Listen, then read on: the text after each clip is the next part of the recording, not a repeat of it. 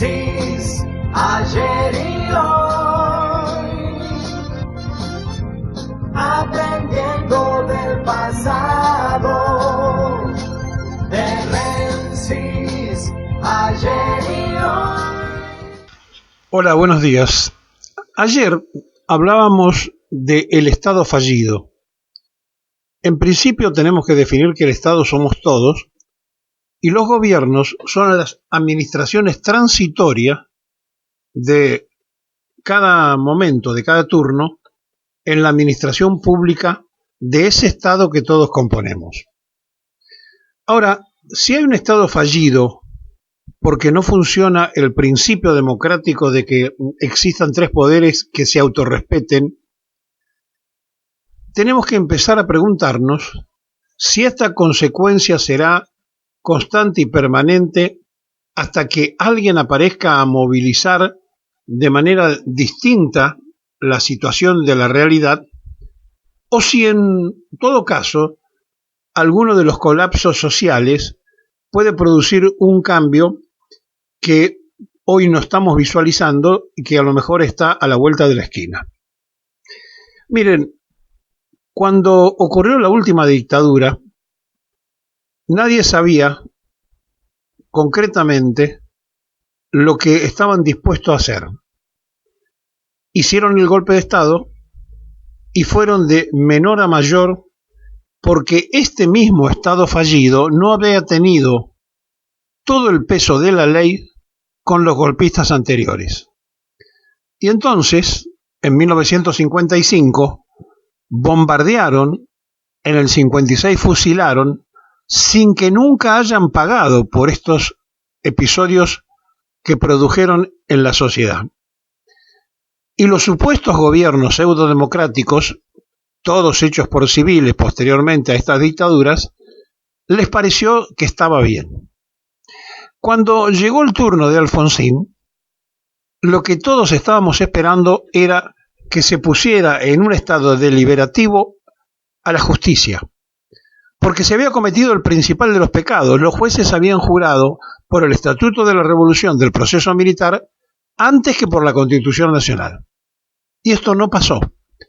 Negociaron, los radicales se quedaron con la mayoría de los jueces y le dieron al justicialismo los jueces laborales como para que nadie protestara y todo pareciera que era normal.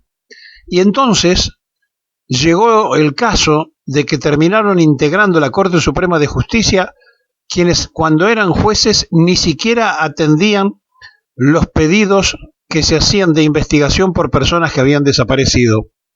Y fueron después jueces de la Corte Suprema.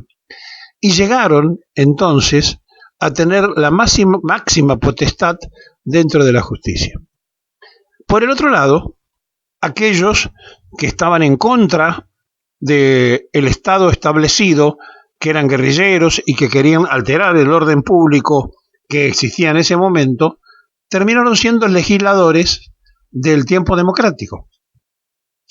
Entonces, como nadie termina explicando o pagando culpas, y la sociedad lo asimila, lo incorpora y de alguna manera lo va degustando lentamente como si fuera un placer, y empiezan entonces a perderse referencias esenciales de qué cosa es la justicia, de cuál es el Estado real representativo del pueblo que elige y vota a sus candidatos, y todo se empieza a diluir y a confundir de manera tal que cobra una magnitud insólita e insostenible en los tiempos. Hasta que en un momento determinado, cualquier turno de los políticos, como no sabe cómo resolver las cuatro acciones de sumar, dividir, restar y multiplicar, llama a un economista. Y allí entonces entrega a ese economista el poder de decisión. El economista de turno aconseja al Poder Ejecutivo de turno: mira, mejor vamos por este camino, tratemos de hacer este tipo de política.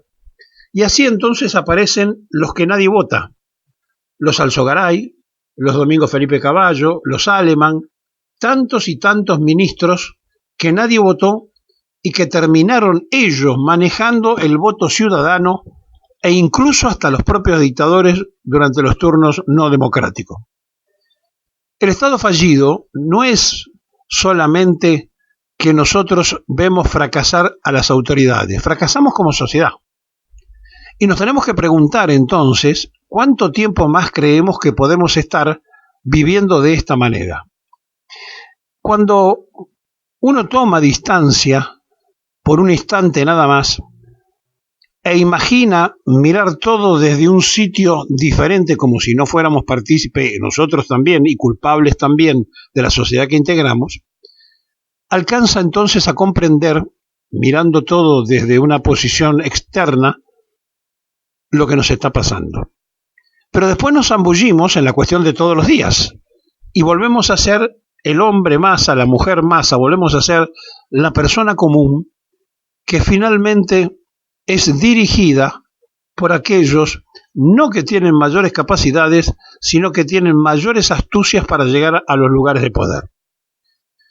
Este Estado fallido no puede durar mucho tiempo más, porque atrás del Estado fallido están las tremendas condiciones que tiene la Argentina, que es un país rico con su pueblo empobrecido, que no es un país pobre, es un pueblo que está empobrecido por las malas administraciones, pero es uno de los países más ricos del globo, es codiciado por los imperios.